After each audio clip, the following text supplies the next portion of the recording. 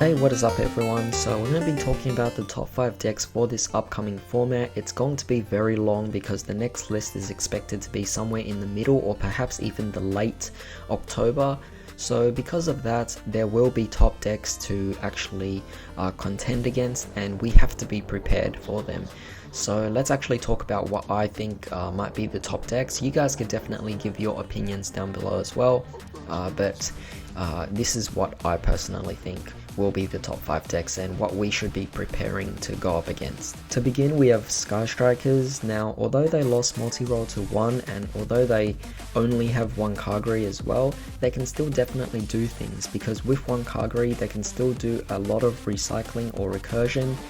With multi-role, again, if you don't stop them early on, they can definitely recur a lot of material back again, and at the same time they still have 3 engage, so it's definitely a very fast deck that they can actually utilize here. The one thing is that they did lose the Trickstar engine, so anyone who wants to play Trickstar Sky Striker, that's kind of unfortunate for you because light stage is now at 1, so no longer be as consistent, and I think most people would want to go into the pure Sky Striker build now. You could also play Mystic Mine in the deck, but at the same time both Metaverse and Terraforming were hit to 1, so it does kind of slow down the deck for Mystic Mine as well, if you want that option. However, Mystic Mine is more so just a utility for Sky Strikers. They don't really need the Mystic Mines. Because of that, I don't think it's going to be a very big deal for Sky Strikers there. They will definitely still maintain its top spot in the meta. Moving on, we have Subterrors. Now, Subterrors actually didn't get hit by the ban list at all. This was definitely one of those decks that, although they were good, it was always in the shadow of the other decks, and as a result Konami didn't feel the need to actually make any hits towards Subterrors. But because of that, Subterrors have kind of climbed up now in the rankings, allowing them to pretty much be one of the top decks as well. If you can't stop them in the early game, once they establish their control in the late game, it will pretty much be over for you. You really can't do anything about Subterrors at this particular point in time. So the best thing to do is to deal with them in the early game, and then hopefully you could establish a victory as soon as possible. However, that being said, since they have no hits, they are definitely one of the strong contenders here for the top 5 decks. Moving on, we also have Salaman Great. Salaman Great lost a lot of cards. Technically we only lost 4 cards total. We got Gazelle hit down to 1 and we got Circle hit down to 1. Despite that, we do still have 3 Signet Mining, so it's fine, and we do have a Link 4 coming, as well as Burning Shell coming along as well, so we have plenty of support to definitely make the deck good. But at the same time, we did lose several key cards. For example, Gazelle definitely is going to be much harder to go into now because it's such a key card, and the fact that it's gone, it's quite unfortunate. The other thing is that with Circle, you also lose your potential to actually add other Salaman Great cards as well, like Spinny, so kind of unfortunate there.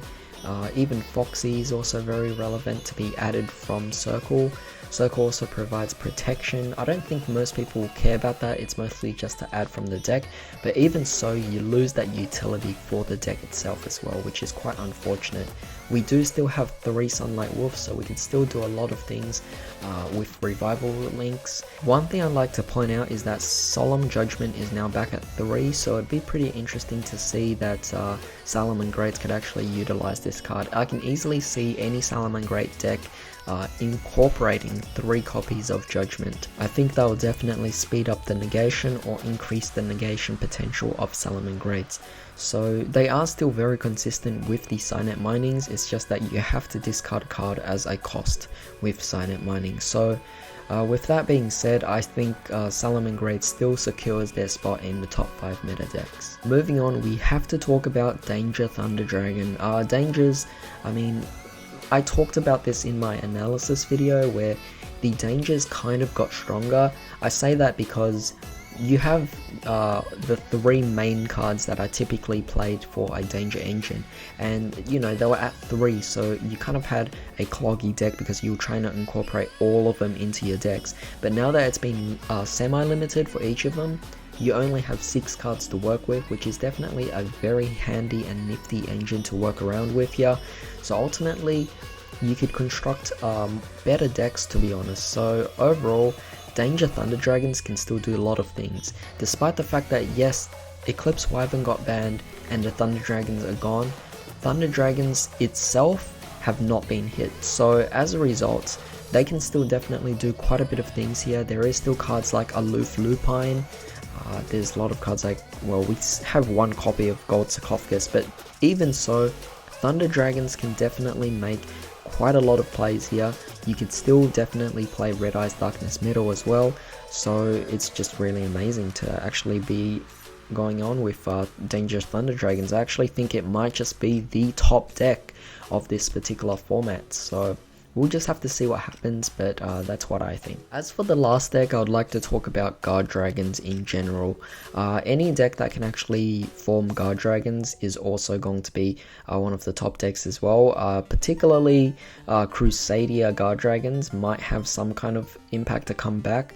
We still have 3 Called by the Grave, keep that in mind, so hand traps, they can be stopped. And at the same time, the Crusaders, they can work with certain cards being negated as well, and together with the Guard Dragon engine is definitely very nice because none of the Guard Dragons got hit, so you could still produce very strong combos. However, there are other variants of Guard Dragons as well that people try out. We also had a lot of cards as well in Dark Neostorm, such as Ib, which can actually search out your World Legacy Guard Dragon, which is pretty much the monster reborn of the deck. Really amazing. World Legacy's Monstrosity as well, going for some type of rank 9 engine or level 9 engine in the deck as well. And Red Eyes Darkness Metal is still at 1, so at least you can still do something with that. Guard Dragons is definitely one of the top decks as well. So that's pretty much it. Those are the 5 decks that I think will be the top decks of this particular format. Several decks that I would like to mention that might actually deserve a mention here is True Draco. True Draco is definitely one of those decks that, firstly, they didn't really get hit in this one, so they could definitely make a huge comeback and actually take one of these top spots, but for now I'm putting them as kind of like an honorable mention. We also have the upcoming Marine Cess, which is also coming in Rising Rampage as well. It's a Water Cyberse deck, so it's kind of going to be that particular deck that will combat Salaman Great, so it would definitely be very interesting to see them. It's kind of reminding me of when Fire Fist and Mermails came out at the same time, being a fire and water deck. So at the same time, seeing that Salaman Great and Marine Cess will be the top decks, I wouldn't be too surprised. But for now, since Marine Cess hasn't actually come out yet, we can't potentially know what it could actually do against these different decks. However, that's pretty much my opinions on these top 5 decks. If you guys think differently, then definitely leave your comments down below. I will be making a top 5 rogue decks video as well to talk about decks that can actually have the potential to go up. But in the meantime, that's pretty much all I have to say about this, so hope you guys have a great day. I'll see you next time.